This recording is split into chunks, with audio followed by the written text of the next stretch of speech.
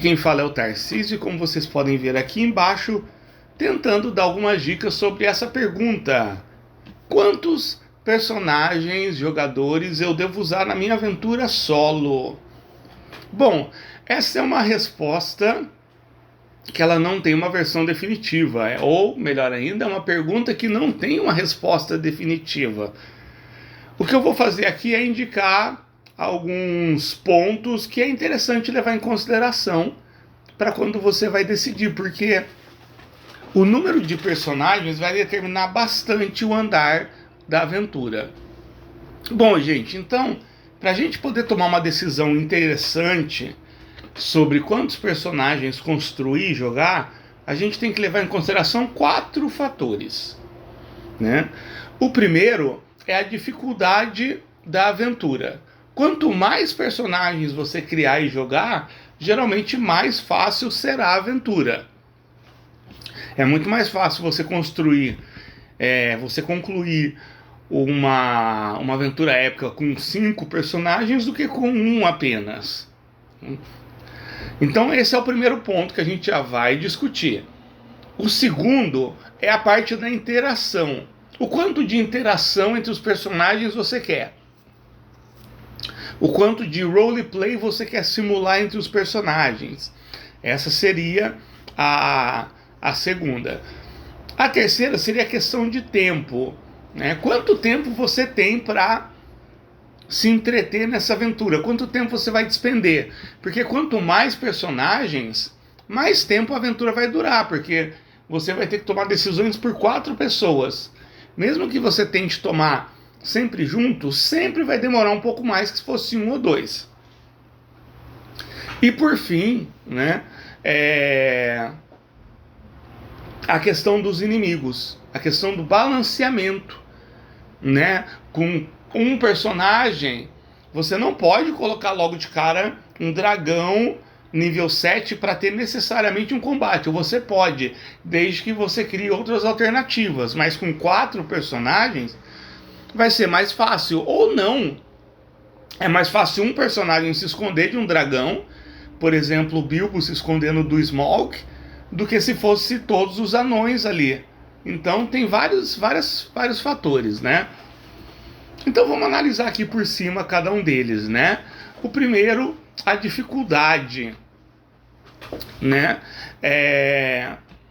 Bom, com 4 ou 5 ou 6, depende de quanto você quiser, muitos desafios vão ser mais fáceis, mas isso não quer dizer que vai ser mais sem graça.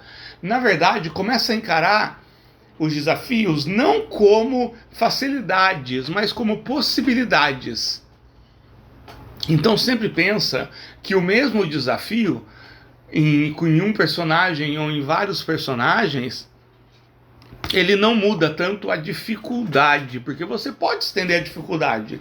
Pular uma vala de 1 metro para um personagem pode ser tão desafiador como pular uma vala de 5 metros para 4 personagens, né? O que acontece? Quando você tem mais de um personagem, você pode bolar maneiras alternativas de vencer aquele desafio. Por exemplo, se você só tem um guerreiro, ele vai ter um número X de possibilidades de vencer o desafio. Se você tem um guerreiro e um mago junto, as possibilidades aumentam. Então, nesse ponto, eu acho bem interessante você ter mais de um personagem, pelo menos 2. Tá? Na verdade, 2 é o meu número ideal de personagens por conta disso.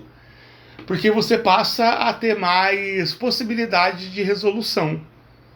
Então essa é uma coisa bem interessante de ser pensada. Até mesmo para inimigos, né? Por exemplo, o Smaug. Se tivesse mais alguém com o Bilbo, eles poderiam se dividir e chamar a atenção do Smaug de alguma forma, para dividir a atenção do Smaug, para ficar mais fácil procurar a Arkenstone, né? Então seria uma possibilidade. Então essa seria o ideal. Então eu considero que 2 seria um bom número. 3 ou 4 seria bem interessante. Mas aí entra naquele outro aspecto, desde que você tenha tempo, porque uma cena que com 1 ou 2 personagens duraria 1 minuto, 2 minutos, 5 minutos, às vezes com 4, 5 personagens vai durar 2, 3 vezes mais que isso. Tem problema? Não tem. Tem problema se você tem um tempo muito limitado. Tem problema se você tem dificuldade de seguir campanhas muito longas. Tem problema se você tem dificuldade de continuar a mesma aventura por um tempo maior. Caso nenhuma dessas dificuldades existam, não tem problema. Eu já cheguei a jogar aventura com 6 personagens e foram fantásticas, né? O próximo é a questão da interação. Eu acho que esse talvez seja o mais complicado. Porque assim, você quer que seja só um grupo de pessoas andando junto, que elas não conversam nem nada, ou você quer estabelecer relações entre esses diversos personagens? Se a resposta for a 1, eles só estão andando junto, eu não vou me preocupar muito, que não tem nada de errado, geralmente é como eu faço, não vai fazer muita diferença se forem 2 ou 7 personagens. Agora, se você quer, por exemplo, fazer momentos em que eles param à noite ao redor da fogueira e cada um vai contar uma história do passado, vai ser uma cena mais longa também. Você vai precisar de um pouquinho mais de criatividade, você vai usar um pouquinho mais o oráculo, isso vai tomar mais tempo. Mas, por outro lado, isso vai aumentar muito a imersão. E aí a gente chega nesse ponto. Mais personagens significa mais imersão se você trabalhar direitinho. Tem muita gente que acha o contrário, mas a minha experiência, e dá um destaque na minha, ela diz que quanto mais personagens e mais tempo você tiver para desenvolver cada um deles, mais imersão você terá. A parte do tempo, né, coloca sempre na balança de uma forma bem realista quanto tempo você vai ter para aquela aventura, para aquela sessão. Se você sabe que você vai ter pouco tempo, não encha de personagem por mais que você queira. Se você sabe que você vai ter 15 minutos para fazer uma aventura inteira, não vai adiantar nada você criar 6 personagens, porque basicamente quando você terminar de criar os personagens, já vai ter passado os seus 15 minutos. Às vezes nem isso vai dar tempo. Então seja honesto com o tempo que você vai ter para cada sessão, com o tempo que você vai ter para cada campanha, e acima de tudo, seja honesto com você mesmo. Até onde vai o meu interesse? Quantos dias eu consigo manter o meu interesse antes de eu abandonar a minha aventura, antes de eu abandonar a minha campanha? Às vezes você está abandonando as suas aventuras, você está abandonando as suas campanhas porque você está traçando metas que não condizem ou com a sua realidade ou com o seu nível de paciência, que não tem nada de errado em você ter um nível de paciência maior ou menor do que outras pessoas, maior ou menor do que você tinha antes, não tem problema. A vida moderna ela é muito corrida, ela é toda feita para minar a nossa paciência, não tem nada de errado se você chegar à conclusão que a tua paciência está baixa para o RPG. Então adapta o teu RPG para isso, tá bom? E por último, nós temos a questão do balanceamento, né?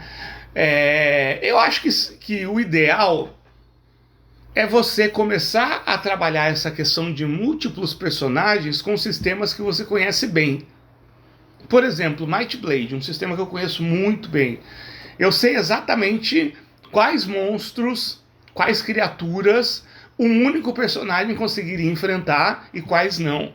Eu sei exatamente quantas criaturas de tal tipo eu teria que colocar se eu tenho 4 personagens com tais características. Por quê? Porque eu joguei muito, né?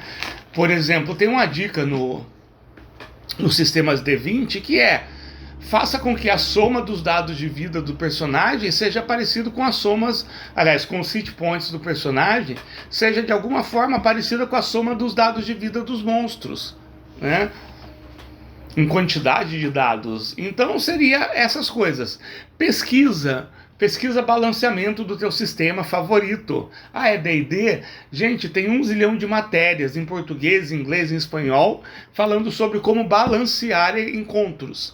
Aqui no mundo do RPG solo, tem o Guia do Aventureiro Solo, do Guilherme Bento, que ele tem um capítulo inteiro dedicado a balanceamento, né? O Might Blade, lá na Dragon Cave, na revista oficial, que tá para download gratuito lá no site da editora Runas, ele tem uma matéria, eu só não me lembro se é na primeira versão, que tem 16 edições, ou na segunda versão, que tem 11 edições, mas é só procurar lá na capa, vai estar falando de balanceamento, tá bom? E eu acho que esse é o principal, são os principais pontos. Caso eu tenha falado mais no começo e abordei menos aqui no final, é só mais um dia na vida do Tarcísio, tá bom? Enfim, o que eu digo? Testem todas as opções. Às vezes você fala, mas eu não gosto de vários personagens, mas você nunca jogou e você vai jogar, você descobre que é enorme. Não precisa ser esse tanto de gente que tem aí atrás na foto, tá bom? E eu termino falando com uma curiosidade. As primeiras edições do Dungeons & Dragons dizia que o jogo poderia ser jogado por até 50 pessoas, tá bom? Começa a pensar como isso seria possível. Um abraço, a gente se vê.